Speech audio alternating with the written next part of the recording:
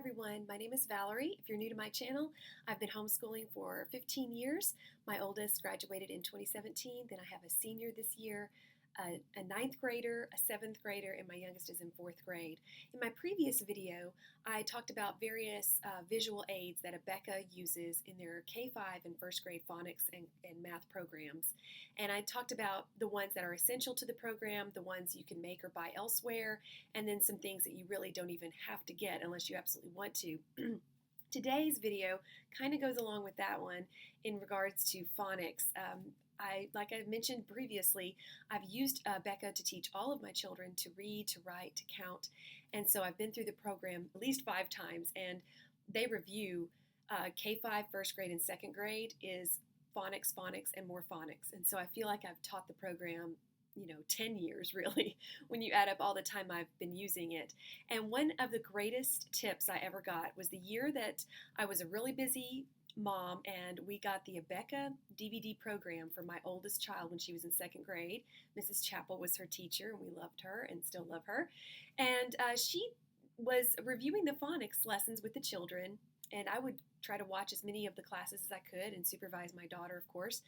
And one day I noticed as they were going through the vowel sounds that she was making different facial expressions and really pointing them out to the children as she did them. I couldn't really understand the value of this until we got further into the program, and I wanted to share that with you today. So many of the vowel sounds sound similar to young ears. The and the I are two that are very similar, and those are the ones that all of my children struggled with hearing and understanding which letter was which. Abeka's phonics tests often have questions like, what vowel sound do you hear in the word frog? What sound do you hear in the word hen or pin?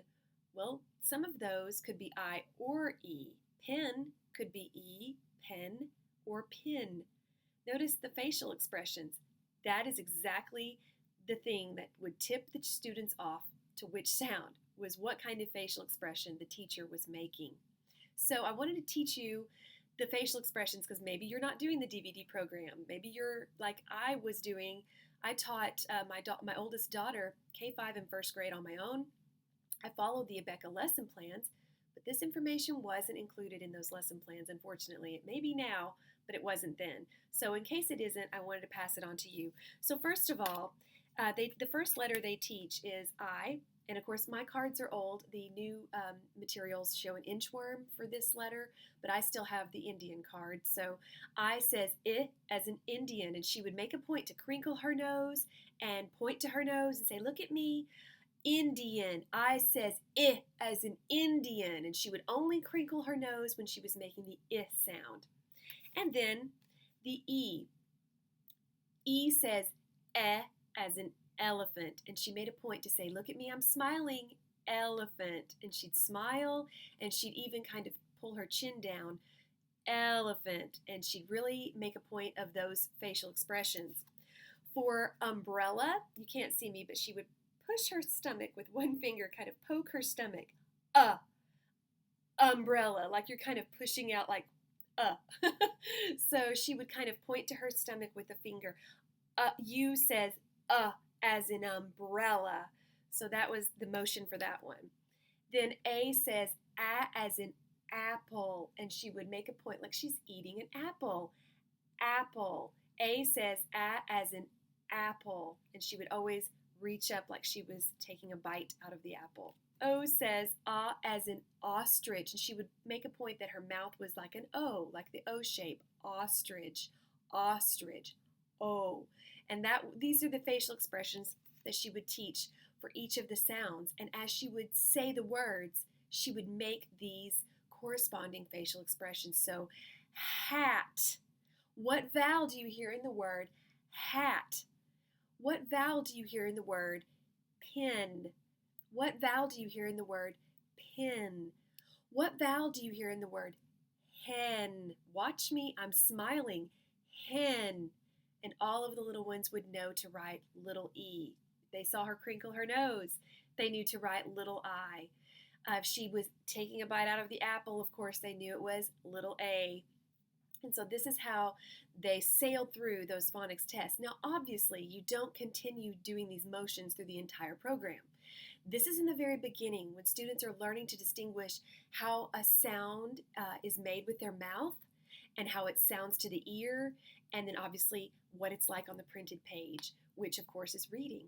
So it was the greatest day of my life, especially to learn the difference between the I and the eh, because I had such a hard time trying to pronounce it in a way that they could understand what I was saying and not deform the word. So while I would say hand, I didn't want to exaggerate it to the point it was no longer the right word. But when you use these facial expressions, hen, you can say the word properly and they can still see the difference, hear the difference, and learn all of their sounds. And all of my children have done really well. They don't rely on any of these little clues to read or to understand what someone is saying. So it was a great magical moment for me, and I wanted to pass it along to you because that's what my channel is here for. If it was a help to you, I would love to hear from you in the comments, or if you could like this video or share it or subscribe to my channel. That'd be really great. I'd really appreciate it. If you have any questions or anything you'd like to talk about, I'd love to hear that too. So please let me know. Again, I hope this was a help, and I hope you have a great day and that your homeschooling journey is a happy one.